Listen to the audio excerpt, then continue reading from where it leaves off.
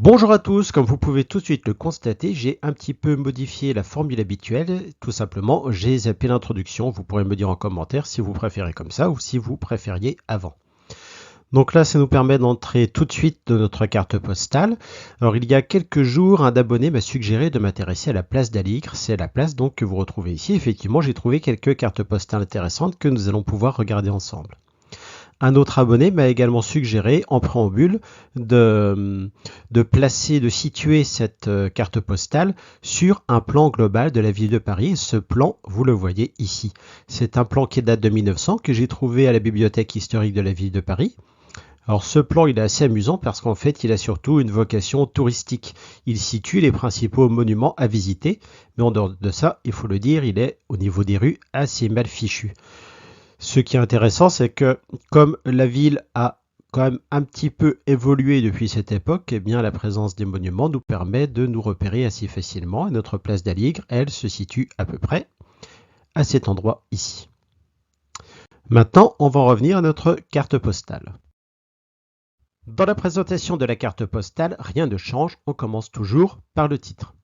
Place et rue d'Aligre, le commissariat, 12e arrondissement, donc ici aucun souci, on est bien dans le 12e arrondissement. Au-dessus, vous voyez Tout Paris, donc il s'agit d'une carte postale de la série Tout Paris éditée par Fernand Fleury, et on voit Fernand Fleury apparaître en bas. De l'autre côté à droite, eh bien, on a le trèfle à 3 feuilles de Charles Collas, donc on est à l'époque où Fernand Fleury et Charles Collas travaillaient ensemble entre 1902 et 1910.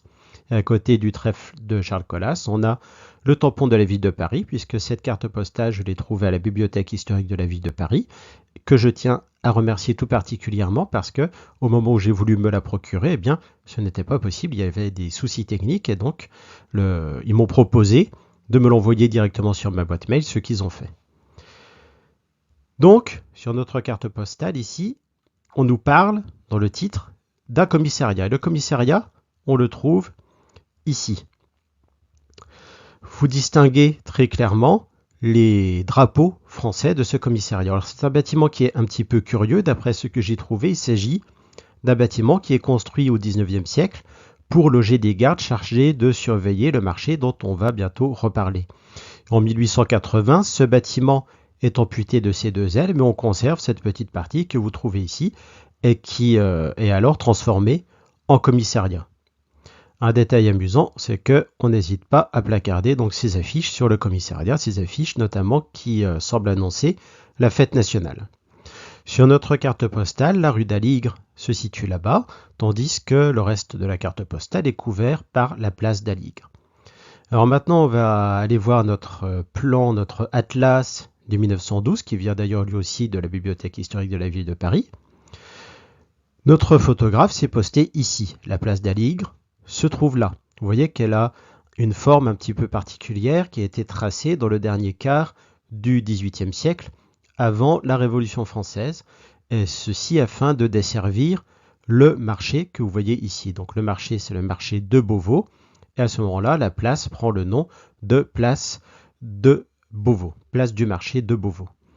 La rue d'Aligre elle-même, eh bien, vous voyez qu'elle part ici de la rue de Charenton pour atteindre la rue du Faubourg Saint-Antoine. Et elle prend le nom, elle, de François-Étienne d'Aligre, qui est président du Parlement de Paris au moment de la construction du marché de Beauvau. Voilà revenu donc sur notre carte postale. Alors c'est une carte postale qui est très construite, manifestement le photographe a dirigé ses figurants, puisque vous voyez qu'on a un groupe ici à gauche, on a un autre groupe à droite là-bas, qui donne donc un cliché qui est très équilibré, avec en plus un arrière-plan où on vend de l'abat-doigt. Et vous voyez qu'il se prépare manifestement quelque chose, parce qu'on a plusieurs charrettes, on a un assez grand nombre de passants. Et puis de toute façon, les personnages qui sont au premier plan, eux non plus, ils ne sont pas venus évidemment pour le photographe. On voit qu'ici, ils ont déposé un certain nombre d'affaires, des sacs, des baluchons. Et puis de l'autre côté, on a également une charrette avec aussi un personnage complètement à gauche qui se désintéresse ostensiblement du photographe. Pour comprendre tout ça, on va changer de carte postale. En fait, on va en voir un certain nombre aujourd'hui. Et la première, c'est celle-ci. Donc vous voyez qu'on est exactement au même endroit, simplement on a beaucoup moins de monde. Alors peut-être qu'il est beaucoup plus tôt le matin, on a une horloge sur notre commissariat, mais c'est un petit peu difficile à lire. Le commissariat, vous le retrouvez ici. Vous voyez qu'on a changé les affiches. Aujourd'hui, on nous vante un grand bal.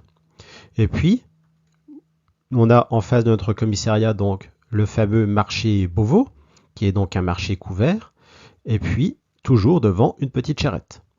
Et puis on a des commerçants qui commencent à s'installer, donc peut-être qu'effectivement on est le matin, et comme ça se déroule encore aujourd'hui, on a un marché couvert, mais on a évidemment des commerçants qui s'installent à l'extérieur, et c'est ce que nous voyons ici. Alors on va encore changer de carte postale. On peut continuer un petit peu notre petit jeu ici en regardant les affiches de notre commissariat où là vous voyez qu'on nous vante encore un grand bal, mais cette affiche n'est pas positionnée au même endroit que l'affiche précédente, tandis que celle-ci ici, si on regarde bien, on a l'impression qu'elles sont installées exactement de la même façon que les affiches de la première carte postale qu'on a vue. Vous pouvez essayer de vérifier. Étant donné la durée de vie d'une affiche qu'on pose en extérieur, eh bien on peut se dire que à un mois près, on est dans le même laps de temps. Évidemment, ce n'est qu'une supposition. De la même façon, on peut supposer aussi qu'on a une heure un petit peu plus tardive que la carte postale précédente parce qu'on a beaucoup plus de monde qui sont des commerçants, mais également des clients, comme par exemple ces jeunes enfants que vous voyez ici. Les commerçants, on les voit notamment là-bas, et vous voyez que cette fois, on est bien installé et qu'on attend le client. Alors, quand on regarde cette carte postale ici, eh bien, on peut se dire qu'il s'agit d'un petit marché sans prétention. Eh bien, ce serait une erreur, parce que, comme vous le voyez là, on a énormément de monde. Une fois que notre marché est bien lancé, une fois que l'heure de la journée est avancée, on a énormément de monde sur notre marché Beauvau. Et en fait, c'est l'un des plus importants marchés de Paris. Ici, on a un titre que vous pouvez lire, au marché Le Noir. Le Noir, c'est le nom de l'architecte qui a conçu le bâtiment qui occupe le marché couvert. Donc c'est un nom qu'on peut effectivement trouver pour qualifier le marché Beauvau. Mais ceux qui apparaissent sur cette carte postale, alors là vous voyez marché couvert, mais ceux qui apparaissent le plus sur cette carte postale, ce sont les commerçants qui occupent, eux, le carreau, qui sont donc installés en extérieur, comme on l'a vu sur les cartes postales précédentes. Là vous avez par exemple un stand, vous voyez, qui est construit avec quelques piquets et un toit en tôle. Mais la plupart des commerçants s'installent simplement sur des tables, comme vous le voyez ici. On va regarder une dernière carte postale pour mieux voir cette fois le marché couvert que vous avez ici. Alors malheureusement, je n'ai pas trouvé de meilleure image que celle-ci. Alors, le titre ici est un petit peu curieux. Vous voyez, marché d'Aligre, rue du Faubourg Saint-Antoine. Alors je n'ai trouvé nulle part ailleurs ce nom de marché d'Aligre pour le marché Beauvau, et puis d'autre part, comme on l'a vu tout à l'heure, eh bien on n'est pas du tout rue du Faubourg Saint-Antoine. La rue du Faubourg Saint-Antoine est un petit peu plus loin, au bout de la rue d'Aligre. Là, on est vraiment place d'Aligre. On a également une mention crayon 12e arrondissement, effectivement, et puis vous voyez que vous avez une date, 1905, donc, dont il faudra tenir compte. Alors le bâtiment, il est donc ici. Il faut comprendre qu'en réalité, il s'agit du deuxième plus important marché de gros de la ville après les halles centrales. Donc je vous renvoie ici à la vidéo que j'ai réalisée sur ces halles centrales parce que le fonctionnement est à peu près le même. C'est-à-dire qu'on a un marché de gros en intérieur et puis, comme on l'a vu, des commerçants qui s'installent sur le carreau, c'est-à-dire en extérieur.